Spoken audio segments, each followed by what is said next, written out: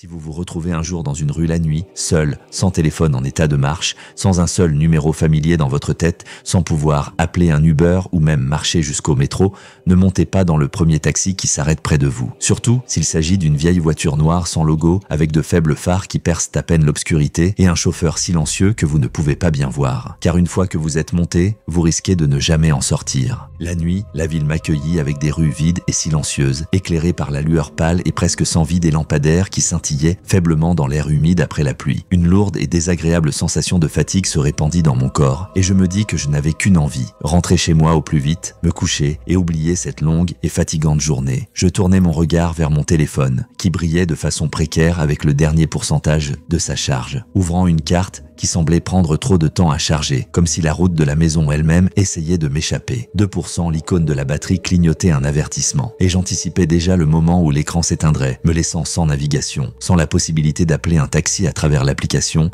et sans aucun moyen de contacter qui que ce soit. Je soupire de frustration et regarde autour de moi. Le métro ne fonctionnait plus, les bus non plus, et me promener dans la ville la nuit n'était pas dans mes projets, surtout après avoir entendu des histoires d'horreur de la part de mes collègues à propos d'attaques dans le quartier. La rue était presque vide, avec seulement quelques passants nocturnes égarés ou une voiture qui se faufilait dans la pénombre, laissant derrière elle l'éclat des phares rouges. J'ai décidé que la meilleure solution était d'essayer d'attraper un taxi normal. Debout au bord du trottoir, je regardais à nouveau autour de moi, essayant d'apercevoir le mouvement des phares dans l'obscurité, mais la ville semblait retarder délibérément le moment où j'apercevrais des voitures. L'air est devenu plus lourd, comme s'il s'était épaissi autour de moi, m'obligeant à respirer plus profondément, à scruter les ténèbres qui commençaient déjà à me paraître anormalement denses. Et soudain, silencieusement, comme si elle émergeait des profondeurs de la nuit, une voiture est apparue devant moi. Une vieille berline noire roulait sur la route presque sans bruit, ses phares scintillant d'une faible lumière qui semblait sale, comme à travers une vitre poussiéreuse. La voiture avait l'air vieille,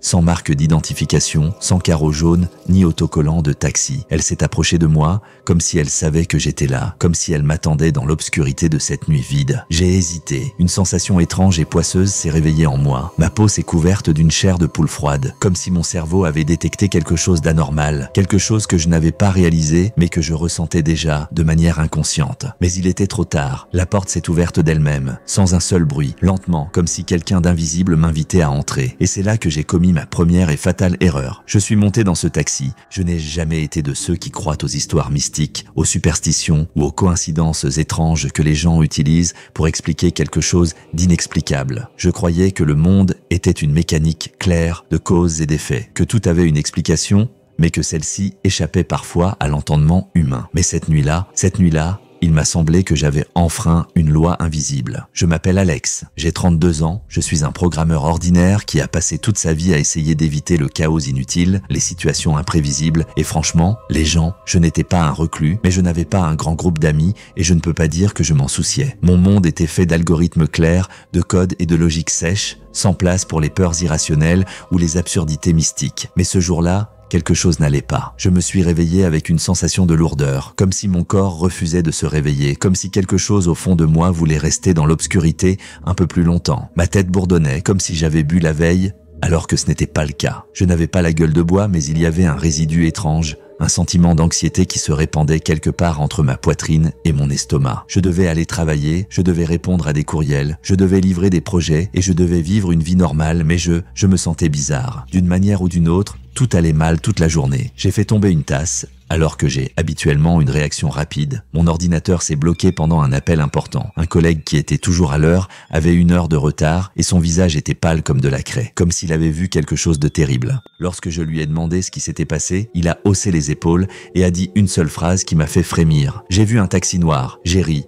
Je me suis mise à rire. Ces vieilles légendes urbaines. Ma grand-mère m'en parlait quand j'étais enfant. Elle disait que dans notre ville, il y a une voiture qui n'apparaît que la nuit, uniquement pour ceux qui sont seuls dans les rues. Elle n'a pas de plaque d'immatriculation, pas de panneau, et le conducteur est silencieux. Il ne ramène pas les gens chez eux. Il conduit, c'est tout. Où va-t-il? Personne ne le sait, parce que ceux qui y montent n'en reviennent jamais. Ma grand-mère m'a raconté que lorsqu'elle était jeune, elle avait entendu l'histoire d'un homme qui rentrait d'un service de nuit. Il a été retrouvé une semaine plus tard dans une zone abandonnée à l'extérieur de la ville. Il était allongé dans sa voiture, les yeux grands ouverts de terreur et des traces de sang sur le siège. Cela m'a fait peur sur le moment, mais je l'ai oublié par la suite. Et maintenant, après toutes ces années, mon collègue dit soudain cela avec une telle expression que j'ai senti un frisson me parcourir l'échine pendant une seconde, mais je l'ai balayé d'un revers de main. Je n'y ai pas cru. Lorsque la journée de travail s'est enfin terminée, je suis resté un peu plus longtemps au bureau pour terminer le rapport, puis j'ai accepté de prendre quelques verres avec mes collègues qui m'avaient entraîné à la fête de l'entreprise. Il était bien plus de minuit lorsque je me suis retrouvé dehors. L'obscurité, le vide, l'air froid et un lent décompte du pourcentage de batterie sur mon téléphone. Et puis quand mon écran s'est enfin éteint, il était là, noir, vieux, silencieuse.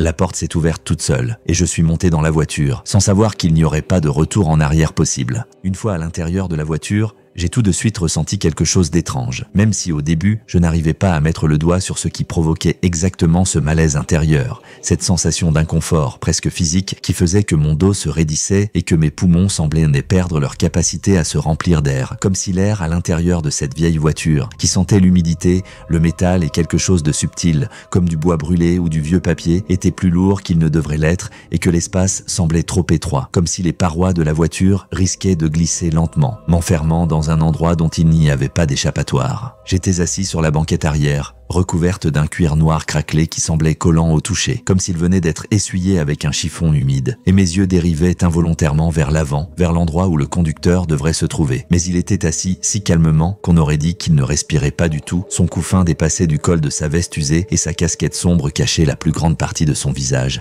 de sorte que je ne pouvais voir que son nez fin et le contour à peine visible de ses lèvres qui semblaient anormalement sèches et gercées. La voiture a commencé à rouler et, pendant les premières minutes, j'ai essayé de me convaincre que tout allait bien, que ce n'était qu'un chauffeur de nuit normal qui n'aimait probablement pas parler aux passagers et que je devais juste me détendre un peu, attendre la fin du voyage et oublier cet incident étrange, mais pas si inhabituel, le plus tôt possible. Cependant, chaque seconde passée dans cette voiture me donnait l'impression que tout ce qui se passait n'était pas seulement étrange, mais en quelque sorte complètement faux, comme si la réalité autour de moi perdait sa structure habituelle, se déformait et se transformait en quelque chose d'autre, quelque chose que je ne pouvais pas expliquer, mais qui devenait de plus en plus menaçant à chaque minute qui passait. Le chauffeur n'a pas dit un mot, pas même lorsque je lui ai donné mon adresse, il a simplement tiré le levier de vitesse et la voiture a avancé doucement, presque silencieusement, glissant dans les rues vides de la ville qui me semblaient trop sombres, comme si les lampes étaient plus faibles que d'habitude, ou perdèrent de leur puissance, incapables de pénétrer l'obscurité épaisse et huileuse qui se répandait entre les bâtiments et dissolvait tout ce qui était assez fou pour s'y trouver. J'ai essayé de trouver des points de repère familiers, de me convaincre que nous étions sur la bonne route, mais tout ce qui changeait à l'extérieur de la fenêtre,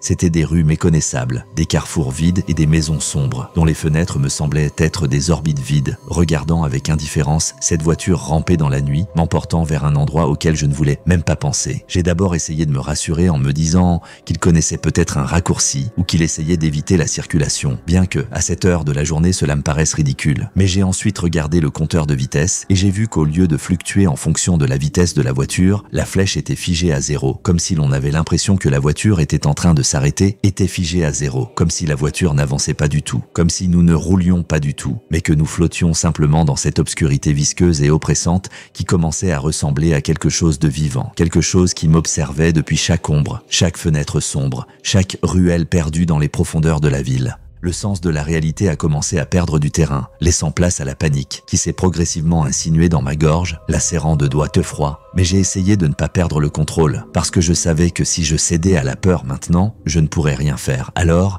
rassemblant toute ma volonté, je me suis penché en avant et j'ai demandé bruyamment au chauffeur pourquoi nous avions changé d'itinéraire, mais au lieu de répondre, il a légèrement penché la tête, comme s'il écoutait le son de ma voix, mais il n'a pas dit un mot, il n'a pas essayé d'expliquer ses actions, il a continué à faire avancer la voiture, sans s'arrêter, sans montrer aucune réaction, comme si je n'étais rien de plus qu'une partie du siège ou de la vitre, ne reflétant qu'une partie d'un autre monde dans lequel je n'avais aucune signification. C'est à ce moment-là que j'ai compris que quelque chose n'allait pas, qu'il ne s'agissait pas d'une simple balade nocturne avec un chauffeur silencieux, mais de quelque chose de bien pire, quelque chose que je ne pouvais pas expliquer avec logique, quelque chose qui faisait protester mon esprit, crier, sonner toutes les cloches d'alarme interne, parce qu'au fond de moi, je commençais à comprendre que si je ne faisais rien maintenant, si je laissais cette voiture continuer à rouler vers l'inconnu, je ne sortirais plus jamais d'ici, je ne verrais plus jamais les rues familières, je ne rentrerais plus jamais chez moi, parce que cette route ne mène pas à ma maison, elle mène à un autre endroit où je ne devrais pas être, où je n'ai pas le droit d'être. Alors j'ai fait la première chose qui m'est venue à l'esprit, la première chose qui me semblait avoir au moins une chance de sortir d'ici. J'ai essayé d'ouvrir la porte,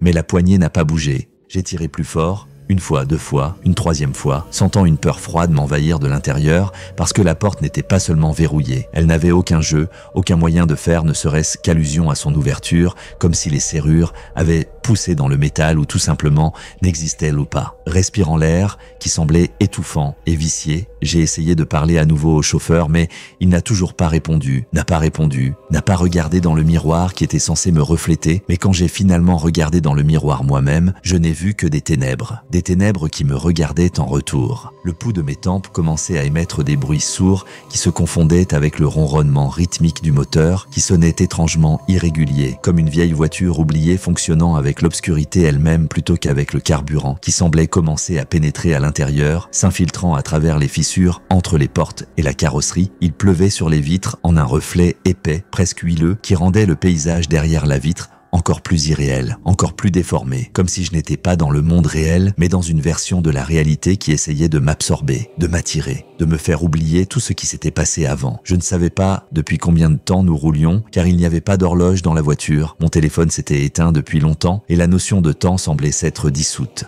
dans cet espace incompréhensible qui m'entourait de toutes parts, me comprimant de sa présence apesanteur mais omniprésente. Il semblait que la route s'étendait à l'infini, qu'il n'y avait plus de ville derrière les fenêtres, plus de rues et de ruelles familières, mais seulement ces bâtiments étranges et monotones qui commençaient à se ressembler de plus en plus à chaque virage, comme si nous roulions en cercle ou, pire encore, non pas dans l'espace mais dans une sorte de labyrinthe où chaque route ne fait que s'enfoncer, s'éloigner de la réalité, se rapprocher de la ligne à ne pas franchir. J'ai commencé à inspirer plus profondément, en essayant de me ressaisir, parce que je sentais la panique s'insinuer en moi, serrer déjà les doigts autour de ma gorge, faire battre mon cœur de façon irrégulière, sortir de ma poitrine, comme pour m'avertir que si je ne faisais pas quelque chose tout de suite, je ne le ferais jamais. C'est comme si mon corps l'avait compris avant mon cerveau, car ma main, ne réalisant pas encore tout à fait ce que j'allais faire, s'est tendue vers l'avant et a saisi brutalement l'épaule du conducteur, espérant ainsi le faire réagir d'une manière ou d'une autre, mais au lieu de la surprise attendue ou même de l'agression, j'ai senti quelque chose d'anormalement dur sous le tissu fin de la veste, quelque chose de sec, de froid et en même temps de désagréablement cassant, comme si ma main avait touché non pas un corps humain,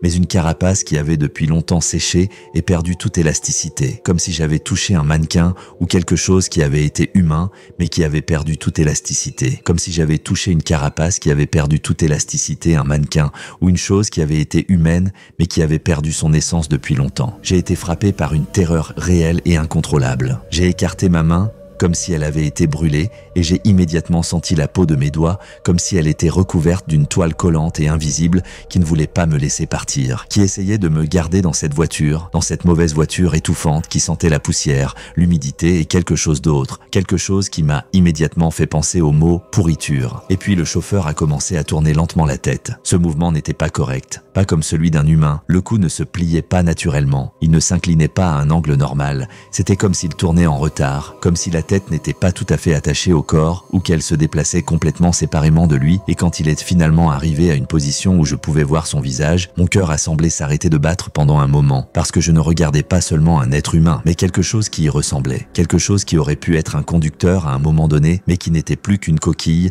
qui existait dans un autre but, pour une autre entité qui me regardait avec des orbites vides et noires qui ne reflétaient aucune lumière parce qu'elles n'étaient pas des yeux, elles étaient l'abîme. Je ne me suis pas arrêté une seconde. Mon instinct a pris le pas sur toute logique. Je n'ai pas réfléchi, je n'ai pas analysé, je n'ai pas cherché d'explication. J'ai agi parce que je savais que si j'hésitais ne serait-ce qu'un instant, je ne sortirais jamais de ce taxi. Mon corps a fait le seul mouvement possible. J'ai levé les jambes et j'ai donné un coup de pied dans la porte arrière de toutes mes forces, espérant que la force de l'impact l'ouvrirait au moins, ou qu'il y aurait au moins une fissure qui me permettrait de sortir. Mais le métal est resté immobile, et alors je me suis retourné, j'ai attrapé la tête du chauffeur avec les deux mains et je l'ai frappé contre le volant de toutes mes forces. Le bruit sec de l'impact s'est mêlé à quelque chose comme le craquement d'un vieux bois. La voiture a été secouée brusquement. L'obscurité à l'extérieur des fenêtres a tremblé comme si quelque chose de gigantesque avait enfin fait attention à moi, et j'ai fait la seule chose qu'il me restait à faire. J'ai frappé à nouveau, encore plus fort. J'ai eu l'impression que quelque chose s'était brisé à l'intérieur de ce corps. Un sifflement a envahi la cabine,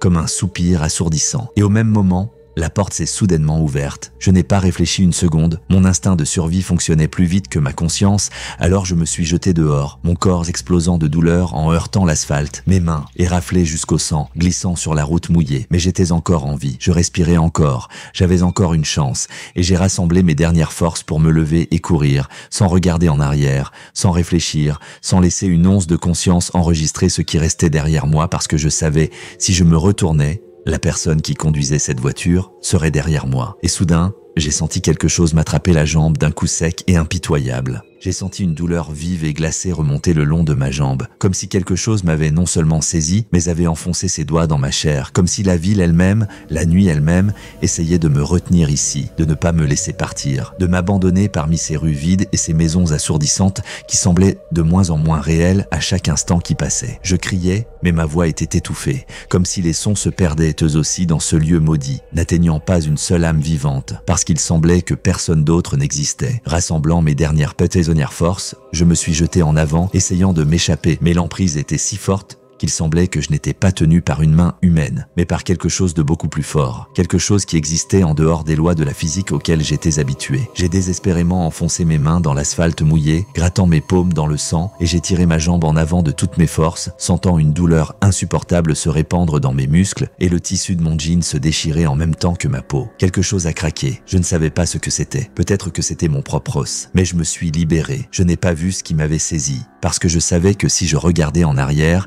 si je me permettais de voir ce qui me ramenait dans cette voiture, dans cet espace courbe, dans cet oubli nocturne, je ne pourrais pas continuer à courir, parce que mes jambes se briseraient et que mon esprit s'abandonnerait dans une horreur sans explication, parce que certaines choses ne peuvent pas être comprises par l'esprit, ne peuvent pas être vécues et rester conscientes. Je courais. Il semble que je courais, non pas sur l'asphalte, non pas sur une route, mais dans la nuit elle-même qui s'était épaissie, qui se refermait autour de moi, obligeant mon corps à ralentir traîtreusement, obligeant mes poumons à se contracter comme après un coup dans les côtes. Mais j'ai continué à courir. Le monde devant moi a commencé à changer, les rues sont devenues différentes, les lampadaires ont recommencé à briller, les voies de la ville nocturne lointaine ont à nouveau traversé l'air et je suis tombé à genoux au milieu de la route, pressant mes doigts dans le pavé sale, essayant de retrouver ma capacité à respirer, à respirer de l'oxygène qui était à nouveau réel, qui semblait léger, sans le smog épais et sans poids qui m'avait suivi jusqu'à présent. J'ai regardé autour de moi, il n'y avait rien à l'endroit où se trouvait la voiture noire, seulement une ombre qui disparut rapidement dans les ruelles. Je ne sais pas combien de temps je suis resté là, au milieu de la route, à respirer l'air qui était enfin devenu réel, à toucher mes mains écorchées et ensanglantées, à vérifier si j'étais encore là, si je ne m'étais pas complètement perdu quelque part entre deux mondes, si mon corps existait encore dans cette réalité. Ma tête battait la chamade et je n'arrivais pas à croire que j'étais encore en vie, que j'avais réussi à m'échapper, que cette nuit n'avait pas été la dernière. J'ai essayé de me rappeler les détails, mais certains souvenirs ont commencé à s'effacer, comme si mon cerveau avait décidé de se débarrasser du superflu, de ce qui pouvait me briser pour ne laisser que des fragments. La voiture noire, les rues sombres, les yeux qui ne reflétaient pas la lumière, le toucher qui me donnait froid aux os. Je me suis levé en titubant et sans me retourner, je me suis éloigné, boitant toujours sur ma jambe blessée. Je ne savais pas alors que j'avais laissé quelque chose de plus que le temps passé dans cette voiture. Je ne savais pas qu'à partir de ce moment-là, chaque fois que je marche dans la ville la nuit, j'ai l'impression qu'une voiture me suit, se déplaçant silencieusement, ses phares clignotant au loin. Je n'ai plus jamais pris de taxi dans la rue, parce que je n'étais pas sûr qu'un jour, je ne verrai pas à nouveau une voiture noire familière m'ouvrir ses portes. Et cette fois, je ne pourrai pas m'échapper. Si vous avez aimé cette histoire et que vous voulez encore plus de contenu effrayant, je vous recommande de regarder ma vidéo précédente sur un motel où les clients disparaissent sans laisser de traces, ou l'histoire d'une école abandonnée où l'on peut encore entendre les rires des enfants, même si tout le monde sait que personne n'y est allé depuis longtemps. N'oubliez pas de vous abonner pour ne pas manquer d'autres histoires terrifiantes. Mais n'oubliez pas, il vaut mieux ne pas savoir ce qui se passe et ne pas ouvrir certaines portes. À bientôt, s'il y a un rendez-vous.